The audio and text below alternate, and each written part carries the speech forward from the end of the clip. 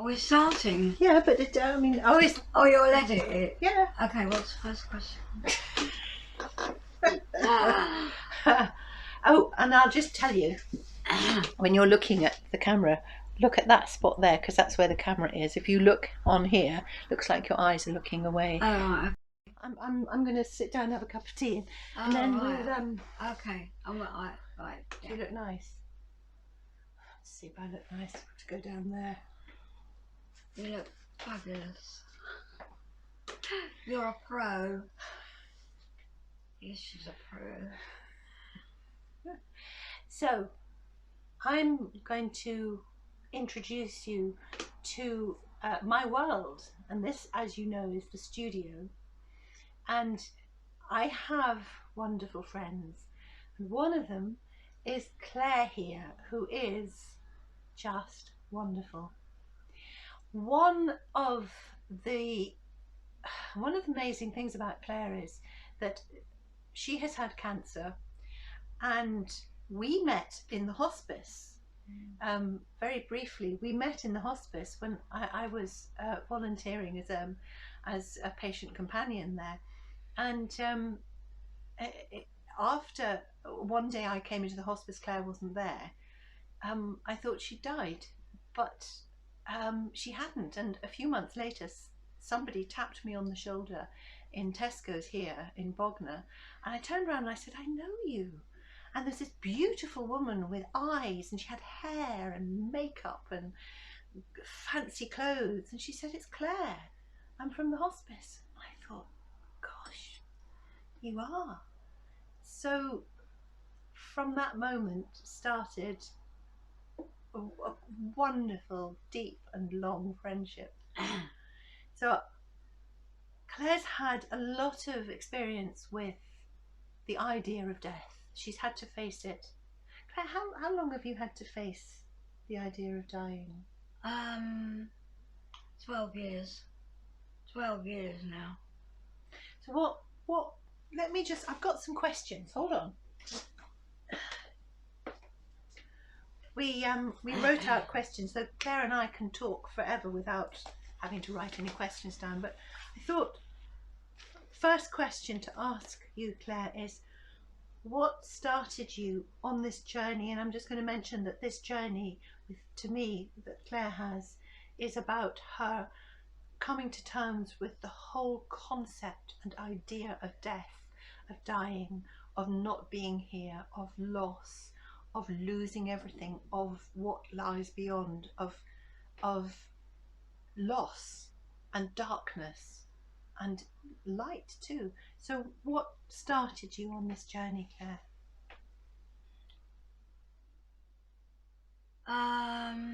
Cancer. Cancer started me on this particular journey. We're all journeying. I just don't know that we realise it until we are faced with the fact that one day the journey will end. And I realised, first of all, when I thought I would actually die, that life is so incredibly beautiful. And I hadn't looked at life enough. I hadn't looked at the sky enough, or the clouds enough. So that's what started me on my journey, with the fact that one day this will end and we don't know what will take its place. So but there was you were kind of forced into this understanding, weren't you? Because you were well and you were living your life, and it, from what you say, it wasn't the ideal life, and then you had this terrible cancer which almost destroyed you and your body and your mind, and you ended up in the hospice, and yet you lived. And in all that, you had to come to terms with death, didn't you? Mortality, your own mortality. And you didn't. And I think you were saying that you had to rediscover yourself. Well, there was a point with my treatment and everything that had happened, and I ended up in the hospice where I actually wanted to die. So I experienced that because I was in so much pain that I welcomed death in a way. And when I got to the hospice, I was so relieved because I felt safe there, and I thought, that's it, great, I can just die now. Um, and there was no fear, there was just an acceptance that this was going to happen. But the hospice stepped in and actually saved my life.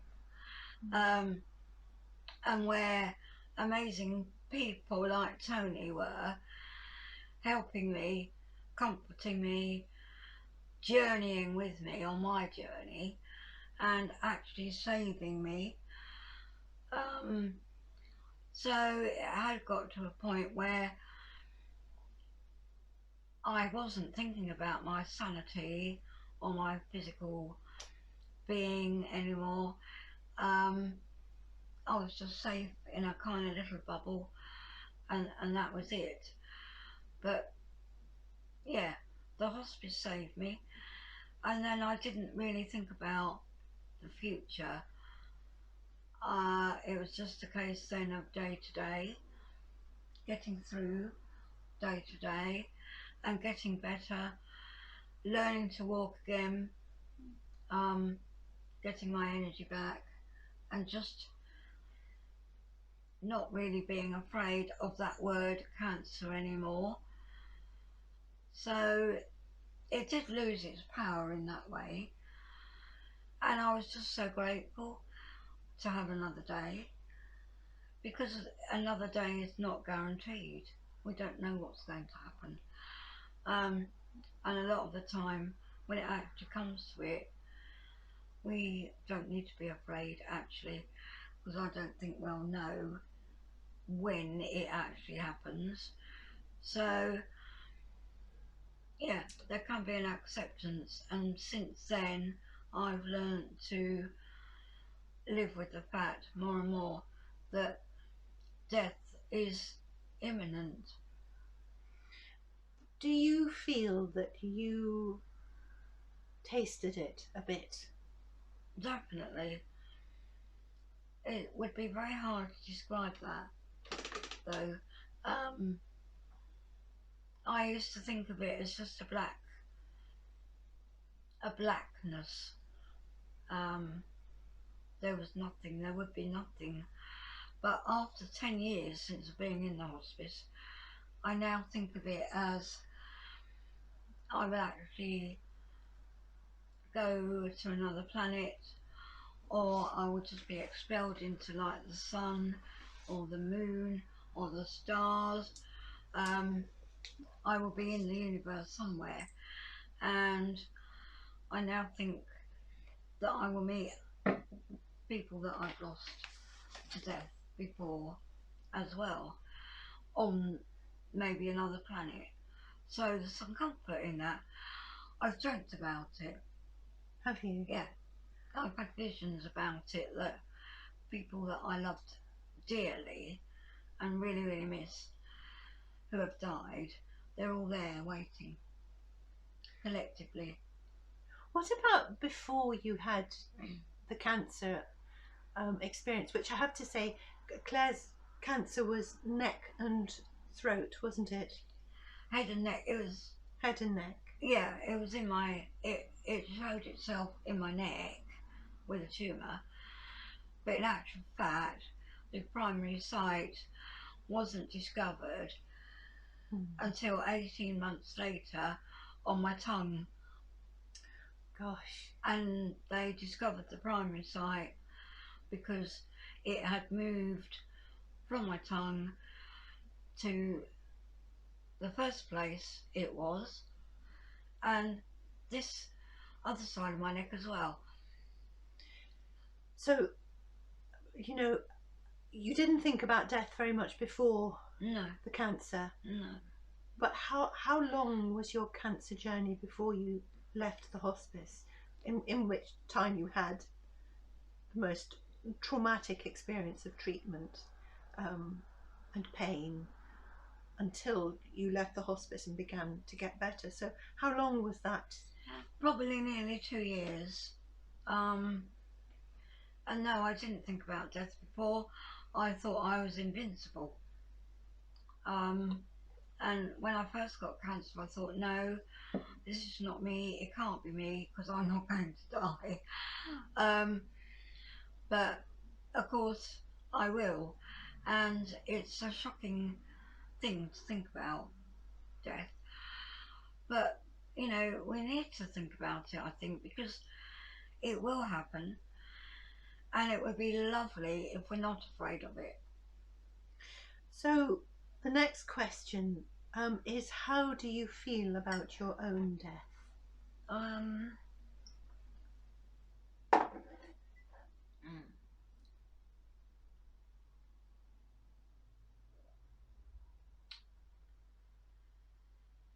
um, I feel a sorrow, a deep despairing at times, because I do not want to leave the people that I love or the amazing beauty of this planet and life, because I do see it as beautiful, all of it. Um, and it is extraordinarily beautiful. So, just looking outside and seeing the green leaves, I don't ever want to think that one day I won't be able to see them. But the reality is it will change. How it will change, we don't know really. Nobody knows what's on the other side, so to speak. So the thing is to drink it all in now as much as possible. So to make sure I haven't let myself down in any kind of way, I milk life as much as I can get. In whatever way I can get. And yes, I'm greedy. I want experiences.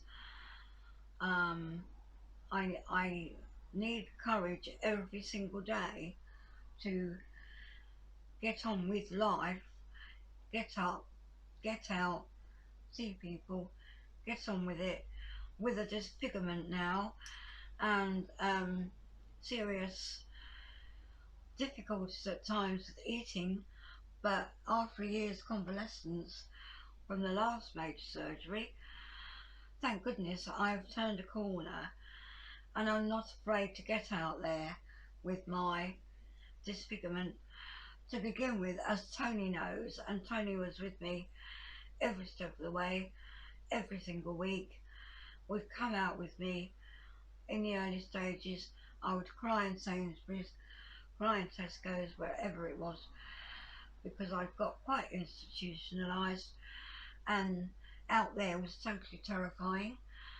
But now, thank goodness, I have more strength and courage because life is to be lived and seen and loved, really, because it's not going to be there forever, you know. And I'll just make it clear that Claire went last year back into hospital for some absolutely major surgery, where on her jaw, which has resulted in what she calls a disfigurement, but we all have to struggle to see it because we think she is beautiful, whatever she does. And Claire, now you have a very small windpipe, so you can't swallow easily. But Claire has an indomitable will, and her will to get on with life, it just is extraordinary.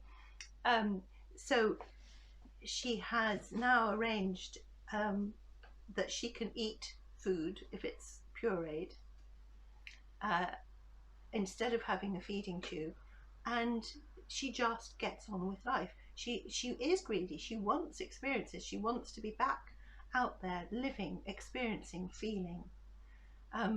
So really, it's extraordinary. I mean, what a success you are, you know. So the third question I want to ask is, what is your life like now? My life is incredible because I have wonderful friends, um, a wonderful home, a wonderful family, and I have me. And I think through all of this, I've had to learn, as much as other people can be there and supporting, they can't always be there. So I've had to be there. And I think the whole journey for me has been actually finding out far more who I am, um, what I'm like, what I want, and so I do everything that I can to make my life what I want it to be. What do I want to feel? What do I want to see? Who do I want to see? How do I want to spend my time? Which is the most precious thing. Health is the most precious thing. How do I enjoy everything as much as possible? By seeing the best people, by having the best soup, by having the best coffee. I'm mad on Jamaican at the moment. Um, you know, seeing the sea, feeling the air. It is the simple things. Um, so I have a routine now. Hated routines. Got a routine now, and I love it. I'm in my bubble. I've made my world how I want it to be, whatever that means to me, and that is obviously going to be different to some other people. Um, really, it's whatever turns me on, basically, uh, and just to enjoy this incredible experience here, you know, Mm. here and now. And one of my lovely little sayings in my head is, where are we? Here. What is the time? Now. And that's it. Don't fast forward. Don't look back too much. What's gone is gone. You know, we don't know what's going to happen, how we're going to be. So, as much as we might try and work it all out, when it actually comes to it, whatever it is, it's usually very different to what we imagined. So, yeah, life is stay in the moment. I don't think I've got many more illusions, really. This is it. Make the most of it and do whatever you can to be happy. Do what you want that makes you happy. Um, and don't worry too much about other people. If they don't like it, well, you're living your life, I'm living my life. We should be living our lives for us. Doesn't mean we're going to go around hurting people, if we can avoid it, but you know, grab it. And on that happy note, I'm going to say thank you to Claire. Oh, and thank you, Tony. Thanks for courage, lots of courage, because Claire has had a lot of dark nights of the soul. You know, there's a lot behind her, and a lot of good ahead. And I'll just point out, this is the portrait that I painted of Claire for the A Graceful Death exhibition, which is one of my projects, which are portraits and words from the end of life. And Claire is in it because she was in the hospice when we met. So thank you, Claire. I think I would just like to say, you know, if you have a diagnosis of cancer or anything else, it doesn't necessarily mean the end. It doesn't necessarily mean you can't live your life as you want to, hopefully. There could be serious challenges, um, but you know, it's lovely if you are not afraid and work with the fact that things will change, particularly as we get older, and it's having a acceptance about being an elder, about a person who is getting older. Things don't work the same, even though we want them to. So, you know, if someone has got a diagnosis, get your tribe together, get your people on board that you want with you in this life to help, to be with, to share, to love, mutual admiration and mutual love coming together, you know, a rapport together and get that love and everything. And then you won't feel like, as I don't feel, I've shortchanged myself. I don't want to let myself down. And that means going for it, grabbing it every moment you possibly can, and I possibly can, you know, so that I don't let myself down. Life is a gift. It really is a gift. And we need to be grateful, gracious, say thank you, live it, because we never know if tomorrow is actually guaranteed. So, yeah. Yeah. Yeah. Brilliant. Thank you, Tony. Oh, thank you, Claire. Now I'm into